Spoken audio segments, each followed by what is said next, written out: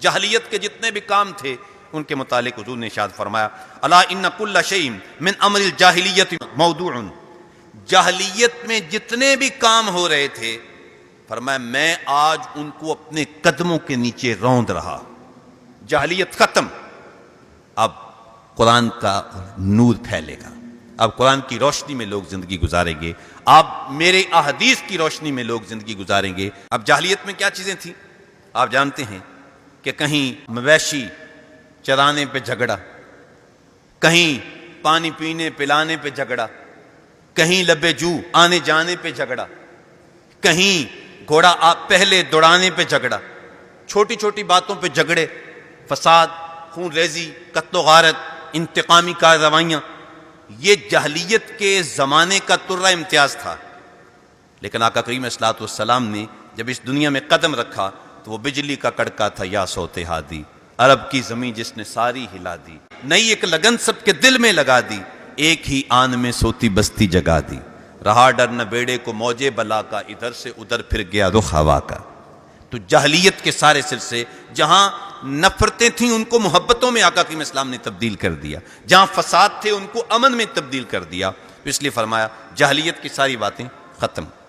جاہلیت کی ایک اہم بات یہ بھی ذہن رکھیں، اس وقت لوگ برہنہ خانہ کعبہ کا طواف کیا کرتے تھے، اور خواتین وہ نیم اریاں لباس اور برہنہ ہو کر ایسا لباس پہنتی تھیں جو نہ ہونے کے برابر تھا، پردہ اتار کر اور میک اپ کر کے اور اپنے آپ کو بنا کے سنوار کے وہ بازاروں میں پھرتی تھیں اور لوگوں کی توجہ کا مرکز بنتی تھی.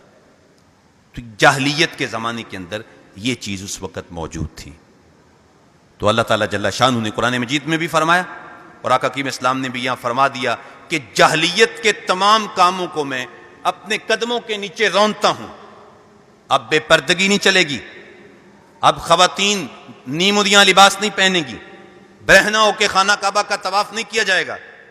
اب حکم آ گیا کہ پہلی بات تو یہ کہ مسلمانوں کی مائیں بہنیں بیٹیاں گھروں میں رہیں، لیکن اگر مجبوراً نکلنا پڑ جائے تو فرمایا جو چادر تم گھر میں اپنے سر پہ اوڑھتی ہو اس کا کچھ حصہ اپنے چہرے پہ بھی ڈال لیا کرو.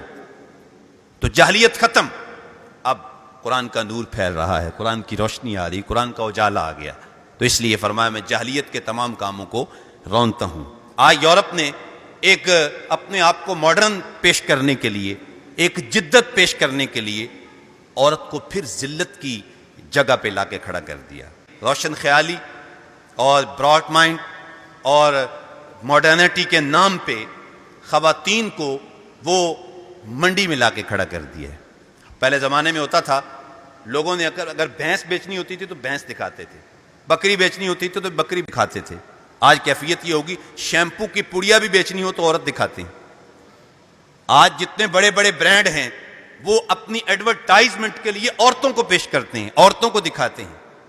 یہ عورت کی کتنی بڑی تذلیل ہے کہ آج عورت کو منڈیوں میں لا کے کھڑا کر دیا گیا، اپنی ایڈورٹائزمنٹ کے لیے خواتین کو استعمال کیا گیا، ان کو برہنہ کر کے معاشرے کے سامنے لایا گیا. یہ عورت کی عزت نہیں ہے، یہ عورت کی تذلیل ہے. تو آقا کریم صلی اللہ علیہ وسلم نے فرمایا یہ جاہلیت کے کام ہیں اور میں ان جاہلیت کے کاموں کو اپنے پاؤں کے نیچے رونتا ہوں. اب اسلام کی بیٹیاں برہنہ ہو کے باہر نہیں نکلیں گی، اب اسلام کی بیٹیاں وہ پردے کا اہتمام کریں گی اور جاہلیت کو چھوڑ دیں گی. لیکن آج ہم ماڈرنٹی کے نام پہ یورپ کی دیگر چیزوں کی جیسے نقالی کرتے ہیں، تو اس میں آج ہم نے اپنی خواتین کو، آج ہماری بہن بیٹی کہتی ہے جی میرا جسم میری مرضی، جی میں خود مختار ہوں. نہیں میری بہن، میری بیٹی تو خود مختار نہیں ہے. جب تو نے لا الہ الا اللہ محمد رسول اللہ پڑھ لیا تو اس کا مطلب یہ ہے کہ تیرا طرز زندگی، تیرا طرز معاشرت ویسے ہوگا جیسے اللہ اور اس کے رسول کا حکم ہوگا.